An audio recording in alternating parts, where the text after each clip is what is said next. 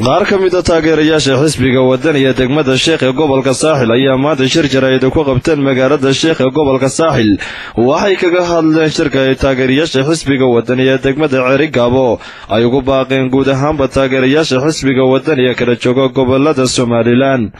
sidoo kale waxay mas'uuliyiintan daaha ka faydeen inay nabadgelyadu tahay muqadas isla markaana loo baahan yahay in muxaafid iyo mucaaridba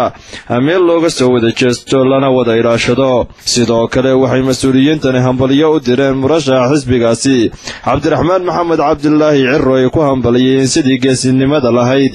ay uga tanaasulay doorashadii 13 November ka dhacday Somaliland waa kuwan iyagoo ka hadlaya arrimahaasna waxaa ka mid ah hadaladoodii sida tani muujinaynaa shirka lagaga baaqay Cerigabo shirkaas oo ku baaqay xisbiga wadani hadaan nahay xisbiga wadaniga degmada Sheekh taageero mug iyo miisaan leh ayaanu shirkaa isla garab taagaynaa haddaynu nahay xisbiga wadani waxaynu ilaashanaynaa nabadgelyada waxaynu ilaashanaynaa dadkeena waxaynu ilaashanaynaa qarannimadeena taageerayaasha xisbiga wadani ee barbar taagan ee daba taagan ee aag taagan waxaanan ugu nimi halkan inaan taageero mug iyo miisaan leh u muujino gobolka Sanaag wixii lagaga dhawaaqay Cerigabo shirkii xisbiga wadani ku dhawaaqay ee taageerayaasha xisbiga wadani ku dhawaaqeen waliba kuwa Cerigabo jooga ee yiraahdeen 6 gobol ha isku soo xoradaan Cerigabo iyagoo ayahooda iyo xisbiga wadani gudihiisa wixii yaalay ee dayacnaan lagaga tashanayo hadii wax laga jiriyo hadii wax kor loogu sii qaadayo waxaanu aad ugu taageersanahay aanu u garab taaganahay Cabdiraxmaan Maxamed Cabdullaahi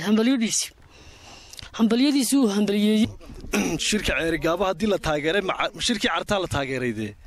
reer wadani way taageerayaan shirka Cerigabo shirkii carta laba taageerina waa wadani iyo taageerayaashiisi iyo midnimo qaran wixii laga tashanayo ayaha xisbiga wadani taageerayaasha wadani meel kastaan Junubuur iyo banaan ba waa taageersanay waxa weeye haddaanu nahay degmada Sheekh shirka Cerigabo waa taageersanay inaanu nimaadnana waa laga yaabaa maan raxiim haddaanu nahay dhalinyarada iyo cuqaashiya odayaasha degmada Sheekh waxaanu taageersannahayna shirka laga furay Cerigabo haddii ilaahay yiraahdo insha Allah bismillaahi kariim waanu soo guuxaynaa waanu imanaynaa annagoo oodahayaga jiidanayna insha Allah haddii ilaahay yiraahdo waxa kale u sheegaynaa nabadgelyada waa in la ilaaliyo nabadgelyada cid walba iyada u dana hase yeeshee annagu waxaan ka tashanaynaa wixii aayahayaga iyo xisbigayga dantiisa ayaanu ka tashanaynaa marka waanu tagaynaa shirka haddii ilaahay ka dhigo haddaanu nahay dhalinyarada cuqaasha odayaasha iyo waxgaradka degmada Sheekh ee taageerayaasha xisbiga wadani waxaanu taageersanahay shirka lagaga baaqay gobolka Sanaag magaalada madaxdiisa Cerigabo waanaanu imanaynaa si weyn baanaanu taageersanahay annagoo nabadana ka talinayna oo ka hadlayna aayaha danta iyo xisbiga taageer doona shirka wixii ka soo baxa halkaana waanu kala socon doonaa insha Allah waliba waxaan ku rajaynahay inaanu tagno hadii Ilaahay yiraahdo rahmatullaahi wa barakaatu annagoo ah dhalinyarada aqooyahanka waxgaradka uqaasha degmada Sheekh dhamaanteedo waan taageersanahay shirka laga dhawaaqay gobolka Sanaag gaar ahaan caasimadiisa Cerigabo aad iyo aad baan u taageersanahay shirka waanaanu ka soo qayb galeynaa waanaanu imanaynaa dadkii soo agaasimana aad iyo aad baan ugu mahadcelinaynaa waayo wuxuu ahaa shir loo baahan yahay wax kale sugmaanaan iman taageero aanu ku taageerino shirka lagaga dhawaaqay gobolka Sanaag gaar ahaan magaalada Cerigabo waan soo dhaweynaynaa waanaanu taageersanahay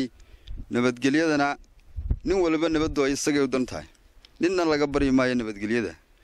nabadgelyada dhammaanteen mid muxaafid iyo mid mucaaradaba gacmaha ayaynu ku wada haynaynaa si kastaba ha ahaatee maalinta ka dambaysa ayaa waxay soo taraya taageerayaasha xisbiga wadani ee ku baaqaya in guud ahaanba gobolada Somaliland ay isugu tagaan magaalada Cerigabo ee gogasho taalo waa Maxamed Cali Axmed Maxamed Kaabe Kalsan TV magaalada Sheekh.